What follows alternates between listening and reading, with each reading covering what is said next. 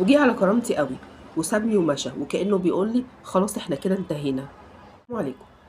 انا بنت عديت ال30 سنة ومعايا مؤهل عالي وبشتغل شغلانة كويسة جدا.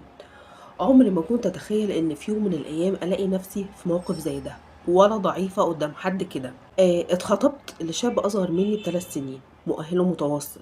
بصراحة مش هو ده اللي انا كنت حاطاه في دماغي.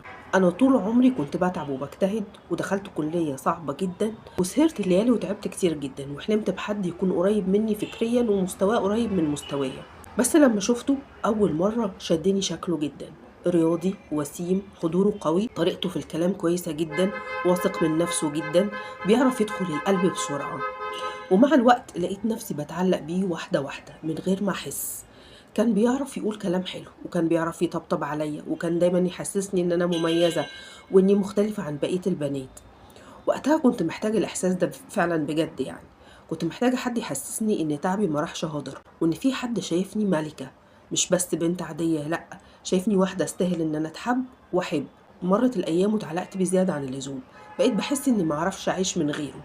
بقيت بخاف أزعله، بخاف أخسره، لدرجة إن أنا كنت بعمل أي حاجة علشان أرضيه. لحد ما حصلت بينا مشكلة كبيرة جدا. هو اللي غلط فيا غلطة كبيرة جدا، وجي على كرامتي قوي وسابني ومشى وكأنه بيقول لي خلاص احنا كده انتهينا. الصدمة بقى كانت فوق احتمالي بجد. حسيت بقى ان الدنيا ساعتها وقفت. ما كنتش بنام، ما كنتش باكل، على طول بعيط في كل مكان، في الشغل، في البيت، لوحدي قدام المراية. كنت بسأل نفسي هو ازاي عمل كده؟ ازاي سابني بكل سهولة كده؟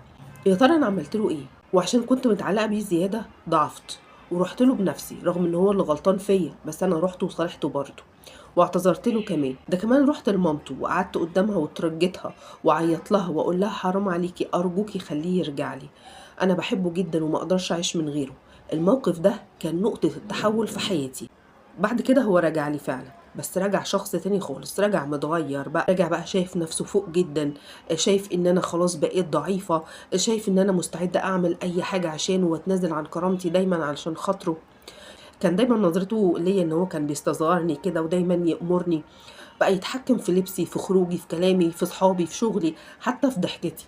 بقى كل حاجة لازم استأذنه فيها. ومش بس كده، ده كمان ابتدى يطلب مني طلبات فوق طاقتي بصراحة. قال لي بصراحة كده ان هو مش هيكتب مؤخر ولا قايمة ولا اي ضمان ليا، وقال لي بعد كتب الكتاب لازم اديله مرتبي كله، كأني موظفة عنده مش مراته.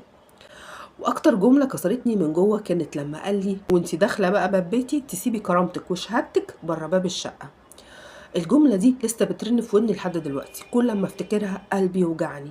انا بجد تعبت وسهرت وذاكرت كتير ووقفت على رجلي، وفي الاخر اسمع ان شهادتي وكرامتي اسيبهم على باب الشقه. من بعدها اسلوبه بقى اهانات وتهديد وضغط نفسي.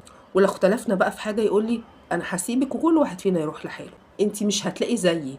وانا بدل ما اواجهه بقيت اخاف واتنازل واسكت واعدي واقول لنفسي معلش بكره يتغير. بقيت استأذنه في كل حاجة، حتى أبسط الحاجات، أخرج مع صحباتي، أزور أهلي، أشتري حاجة لنفسي، أغير في شكلي، كل حاجة لازم موافقة منه.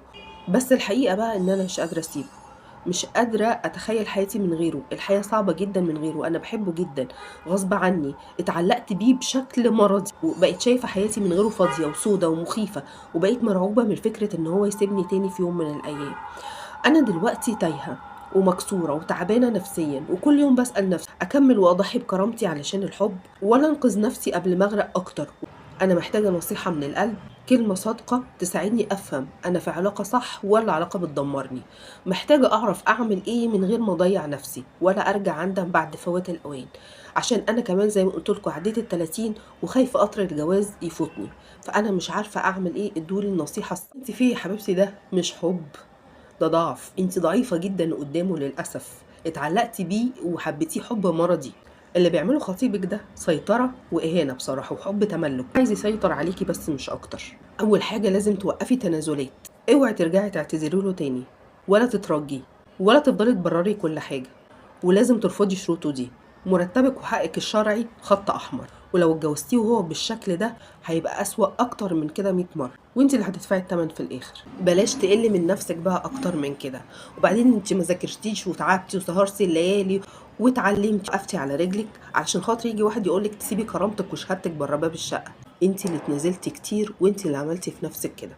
بلاش تنازلات زيادة عن اللزوم. سؤالي ليكم بقى، هل يا ترى الحب يستاهل ان احنا نضحي بكرامتنا، ولا كرامتنا اهم من اي علاقة؟ مستنيه اعرف رايكم في التعليقات، واستنوني ان شاء الله الحلقة الجاية في مشكلة جديدة. والسلام عليكم.